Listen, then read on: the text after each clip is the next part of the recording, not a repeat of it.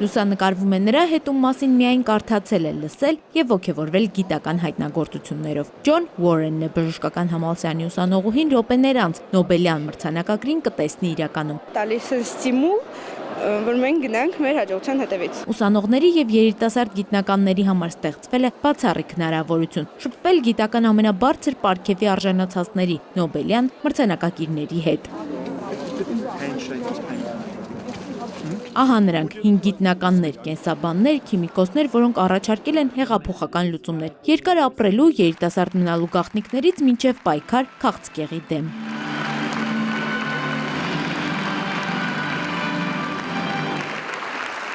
Ջոն Ռոբին Ուորենը ոգեշնչում է երիտասարդներին իր գիտական համառությամբ։ Նա ապացուցեց, որ ստամոքսի ցավոտ վերքերի խոցերի առաջացման պատճառը բակտերիաներն են։ Նրան չէին հավատում, ապացուցելու համար Ուորենն ընդունեց այդ բակտերիաները, հետո էլ բուժեց ինքն իրեն։ 2005-ին արժանացավ Նոբելյան մրցանակի։ Պետք է հավատաք ինքներդ ձեզ, պետք չէ լսել ինչ են ասում ուրիշները։ Արեք այն, ինչ ցանկանում եք, այլապես դա մեկ օր ուրիշը կանի։ Վայելեք այն աշխատանքը, որը ձեզ երջանկացնում է, երբ օգտակար եք լինում, մարդկանց ինքներդ էլ երջանկանում եք։ Շարունակեք աշխատել եւ մի հավատացեք նրանց, ովքեր ասում են, թե սխալվում եք։ Аарոն Չեխանովերը գիտության ոլորտում առաջին իսրայելցի Նոբելյան մրցանակակիրն է։ Կենսաբանը խորհուրդ է տալիս հայ գիտնականներին ընդլայնել գործակցությունը եվրոպական երկրների հետ։ Գիտությունը տնտեսության հիմնական շարժիչն է, պետք է զարգացնել բարձր տեխնոլոգիաները, կրթել մարդկանց։ Հայ-թեքը գլխավոր լոկոմոտիվն է, որը կարող է առաջ տանել ձեր երկիրը։ Զարգացրեք գիտությունը եւ բարձր տեխնոլոգիաները։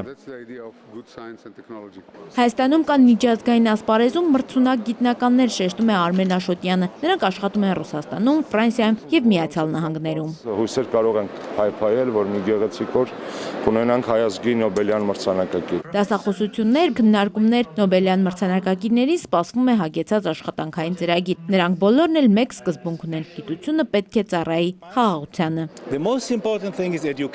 Աշխարհը հնարավոր է փոխել կրթությամբ, պետք է ունենալ լավ ուսուցիչներ, որոնք ոչ միայն կսովորեցնեն, այլև լավ օրինակ կծառայեն։ Սովորեցրեք եւ ընտրեք լավագույններին սովորեցնելու համար։